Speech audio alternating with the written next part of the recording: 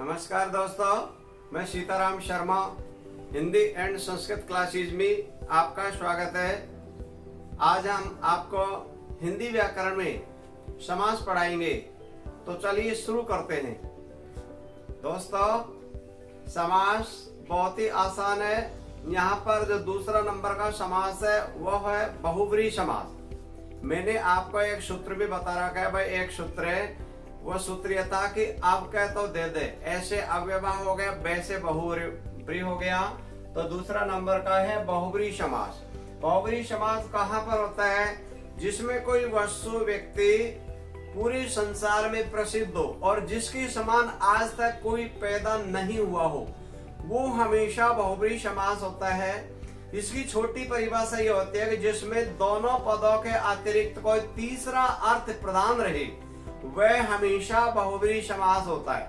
एक पहचान और है, हमेशा बहुव्रीहि समास के जो शब्द होते हैं उनका विग्रह करने पर हमेशा वाला, वाली, वाले, जिसका, जिसकी, जिसके या जिनका, जिनके, जिनके, इन शब्दों का 100% प्रयोग किया जाता है और ये पूरे संसार में एक ही होते हैं। यहाँ हमेशा बहुव्रीहि समास होता है। आपके सामने देखो, जैसे आ जाता है चंद्रमौली, ये वाले समास है और इधर वाले है विग्रह। जैसे चंद्रमौली, भाई चंद्रमा को मस्तक पर धारण करने वाला कौन है? भगवान शिव जी है। पूरे संसार में एक ही है, इसलिए यहाँ पर देखो विग्रह करने पर जिसके या वाला, जिसका, जिसकी, जिसके, वाला, वाले, वाले, जिनका, जिनकी, जिनकी, जिसमें देखो वाली, जिनकी और जिसकी का प्रयोग हमेशा स्त्रीलिंग संबंधी होता है, वहां पर हमेशा इनका प्रयोग किया जाता है। पहले चंद्रमा, चंद्र है, मौली जिसकी, कौन के मस्तक पर है? भगवान शिव जी के मस्तक पर है, इसलिए यानी यहाँ पर देखो तीसरा अर्थ प्रदान हो रहा है। तीसरा पद प्रदान होने की वजह से बहुव्रीहि समास है। आगे वाला उदाहरण है गिरिधर है। गिरि होता है यानी पर्वत, धर यानी धारण करने वाला, यानी गिरि को धारण करने वाला, पर्वत को धारण करने वाला कौन है? भगवान श्री कृष्ण जी है और पूरे संसार में प्रसिद्ध है। विश्व में एक ही होने के कारण बहुव्रीहि हो गया। इसमें देखो वाला शब्द आ गया, यानी विग्रह करने पर ऊपर वाले में जिसकी आ गया, इधर आ गया वाला। यहाँ पर कौन है? शिव जी है, इसमें कौन है? श्री कृष्ण है। आगे है मनोज, यानी मन से जन्म लेने वाला। देखो वाला शब्द आएगा मनोज, या तीसरा अर्थ प्रकट हो रहा है तो मनोज कहते हैं कामदेव को, यानी मन में किसी भी प्रकार की जो इच्छा जागृत होती है उसी कहते हैं मनोज। और मन में जन्म लेने वाला कौन है? कामदेव है। ये कामदेव का पर्यायवाची शब्द भी है, तो इसमें तीसरा अर्थ प्रदान होने की वजह से बहुव्रीहि समास है। आगे वाला उदाहरण है पद्मासना, यानी पद्म है आसन, जिसका कौन का है? सरस्वती जी का है। सरस्वती जी है वो पद्म की, यानी कमल के आसन पर विराजमान है, यानी पूरे संसार में प्रसिद्धि होने के कारण से। और ये कौन है? सरस्वती है, इसलिए ये बहुव्रीहि समास हो गया है। पद्म के आसन पर विराज है जिसका। आगे वाला उदाहरण त्रिलोचन। लोचन होते नेत्र, नेत्र कितने? 3, यानी 3 है लोचन, जिसके कौन के हैं? भगवान शिव जी के हैं, इसलिए यानी तीसरा अर्थ प्रकट हो रहा है। पूरे संसार में एक का बोध हो रहा है, इसलिए बहुव्रीहि समास है। आगे वाला है रघुनंदन है, यानी रघु का नंदन है, जो कौन है? भगवान श्री रामचंद्र जी है, इसलिए यहाँ पर यानी तीसरा अर्थ प्रकट हो रहा है, क्योंकि रघु के वंशज हैं, यानी भगवान श्री रामचंद्र जी के, यानी वंशज कौन है? रघु है और उनके नंदन है, इसलिए तीसरा अर्थ निकल रहा है। तो ये बहुव्रीहि समास हो गया। आगे वाला है पतिव्रता, एक पति का व्रत लेने वाली, यानी कोई भी हो सकती है, जैसे सीता माता जी है, सावित्री है, तो यानी कोई भी होगा पूरे संसार में एक विशेष कीर्तिमान स्थापित कर दे और जिसके समान और कोई दूसरा ना हो सके, ऐसे सारे जो भी उदाहरण होते हैं वो सभी के सभी बहुव्रीहि समास में आ जाते हैं। आगे है जैसे पीतांबर, पीत है जिसकी अंबर, वस्त्र, अंबर होता है वस्त्र, पीला है, देखो पीले है जिसके वस्त्र, तो ये कौन है? भगवान श्री कृष्ण जी है। और आ जाता नीलांबर, नीले वस्त्र है जिसके, भगवान श्री रामचंद्र जी के नीले वस्त्र है। जैसे आ जाता है श्वेतांबर, सफेद वस्त्र जिसके, कौन का है? सरस्वती जी का है। जैसे आ जाता मान लीजिए रक्तांबर, लाल शरीर जिसका, कौन का है? श्री हनुमान जी का है। तो ऐसे के ऐसे, जैसे आ जाता दिगंबर, लंबी चौड़ी भुजा है जिसकी, वो भी कौन सी माँ का? तीसरा अर्थ प्रकट होने की वजह से हमेशा बहुब्री समास में आता है। अब ध्यान दीजिए दोस्तों, कुछ ऐसे उदाहरण होते हैं वो दो जगह भी क्रॉस हो जाते हैं। अगर मान लो कोई ऐसा उदाहरण होता वाक्यों में कि वह पीताम्बर ओढ़ रखी है, जैसे आ जाता उसने पीताम्बरी ओढ़ रखी है, या पीताम्बर दे देता, तो यह ओढ़ने की बात होगी तो ये वाला है वो कर्मधारय में आ जाता।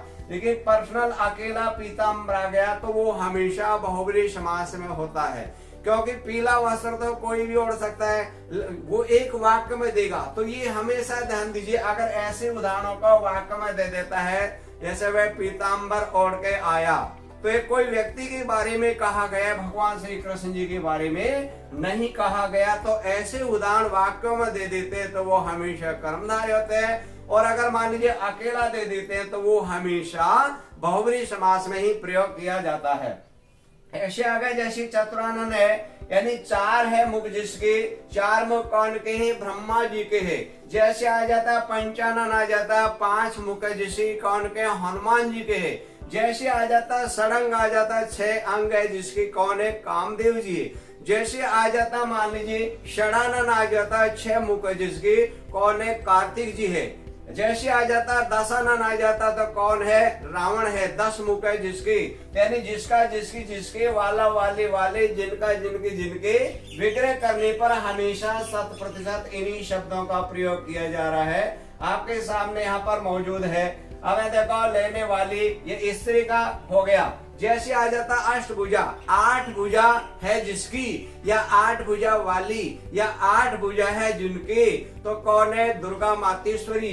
तो ऐसे के ऐसे सारे के सारे जो उदाहरण होते हैं उसमें तीसरा अर्थ प्रकट होता है, इसकी वजह से वो हमेशा बहुब्री समास होता है। आगे वाला उदाहरण है सूत पुत्र, यानी सूत का पुत्र है जो, यानी कौन है? ये कर्ण है, क्योंकि पूरे संसार में एक विशेष कीर्तिमान स्थापित करने वाले है। जितने भी जो उदाहरण होते हैं, जितने भी जो व्यक्ति होते हैं, कोई चाहे साधारण हो या परमात्मा से संबंधित हो, वो सभी हमेशा बहुब्री समास में आ जाता है।